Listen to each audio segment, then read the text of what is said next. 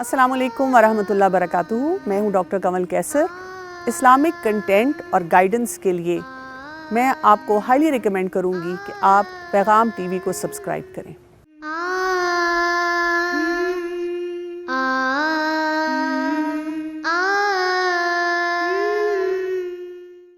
بسم اللہ الرحمن الرحیم. میں ہوں ڈاکٹر کنول کیسر اور آج کا ایک اہم سوال. ایک بہن پوچھتی ہیں کرونا کی وجہ سے بار بار لمبی چھٹیاں والدین کے لیے نئی چیز ہیں. ایک طرف بیماری کا خوف تو دوسری طرف بچوں کی تعلیم کے حرج کا احساس. اس فضا میں بچوں کی تعلیم و تربیت کیسے جاری رکھی جائے؟ اگر ہم ان حالات میں سیرت کا بھی مطالعہ کریں تو ہمیں بہت سی رہنمائی ملتی ہے. جیسے ہم دیکھتے ہیں کہ شیب ابی طالب میں رسول اللہ صلی اللہ علیہ وآلہ وسلم خاندان، بہت سے صحابہ کرام، تمام فیملیز کے ساتھ جس میں خواتین بھی ہیں، مرد بھی ہیں، بچے بھی ہیں، وہ ایک جگہ پر محصور ہو کے رہ گئے تھے. اور یہ بہت مشکل وقت تھا جو کہ انہوں نے 3 سال کا گزارا. اب ان 3 سالوں میں ہم دیکھتے ہیں کہ ان کے پاس ریسورسز بھی نہیں تھے، کھانا نہیں، پینا نہیں، لوگوں سے میل ملاقات نہیں، اور نہایت مشکلات کا سفر. ایسے موقع پہ اگر ہم اپنے بچوں کو یہ واقعات سنائیں اور پھر ان کو ان نعمتوں کا احساس دلائیں کہ آج کل جو ہمارے حالات ہیں ہمیں پھر بھی کیا کچھ میسر ہے، ساتھ ساتھ ہم بچوں کو ایکسپریشن بھی دیں. کئی دفعہ ہماری زندگیوں میں ایسے ہوتا ہے کہ اگر کوئی ڈر اور خوف کی فضا ہوتی ہے ہم خود تو اس کو محسوس کرتے ہیں، لیکن بچوں کے سامنے بار بار ایسے جملے پیش کرتے رہتے ہیں، کوئی بات نہیں، کچھ نہیں ہوا، تم فکر نہیں کرو. اور ہمارے بچے اس ڈر کو اپنے اندر پھر بھی انٹرنلائز کرتے ہیں اور اس کی وجہ سے کئی دفعہ وہ اگریسو ہو جاتے ہیں، وہ ڈر جاتے ہیں. اگر ہم بچوں کے ساتھ بیٹھ کر بات چیت کریں اور ان سے پوچھیں کہ ان کو کن کن باتوں پہ ڈر لگتا ہے،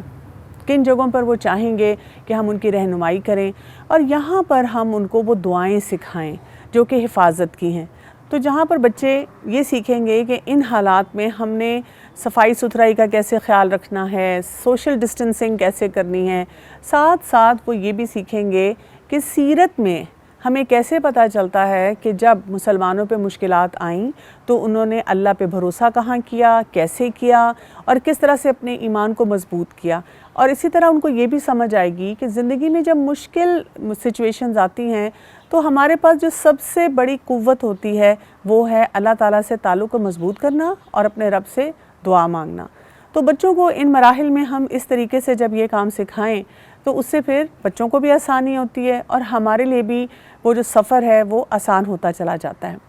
اس کے ساتھ ساتھ جیسے ہم کہتے ہیں کہ ہمیں بچوں کی تعلیم پہ بھی توجہ دینی ہے اور تربیت پہ بھی توجہ دینی ہے، تو یہ یاد رکھیے کیونکہ یہ گلوبل سچویشن ہوتی ہے تو تعلیم کا معیار اس وقت تقریباً ہر جگہ پہ تھوڑا سا نیچے آ چکا ہے. تو اس پہ پھر پینک میں نہیں آنا چاہیے. ہمیں یہ سوچنا چاہیے کہ اللہ سبحانہ و تعالیٰ ہمیں شاید گھروں میں بند کر کے چاہتے ہیں کہ ہم اپنے تعلقات کو بہتر بھی کریں اور ساتھ ساتھ جو تربیت کے عوامل ہیں ان کے اوپر زیادہ توجہ دیں، کیونکہ بچے ہمارے پاس ہیں، باقی فیملی ممبرز بھی وہی ہیں، باہر ہم نکل نہیں رہے. ان سب چیزوں سے الحمدللہ ہم کٹ آف ہو چکے ہیں جو کہ ہمارے اوپر غلط اثر ڈالتے ہیں. ہم بچوں کے لیے سوسائٹی کے لیے پریشان ہوتے ہیں، کمپنی کے لیے پریشان ہوتے ہیں، باہر کی چیزیں کھانے پینے کے لیے پریشان ہوتے ہیں. تو جب ایسی پینڈیمک ہو، ایسی سچویشن ہو اور ہم ایسی چیزوں کو جب ہم خود سوچ کر چھوڑ رہے ہیں تو اب یہ موقع ہے کہ ہم اپنے بچوں کے ساتھ اپنے تعلقات کو اس طریقے سے مضبوط کریں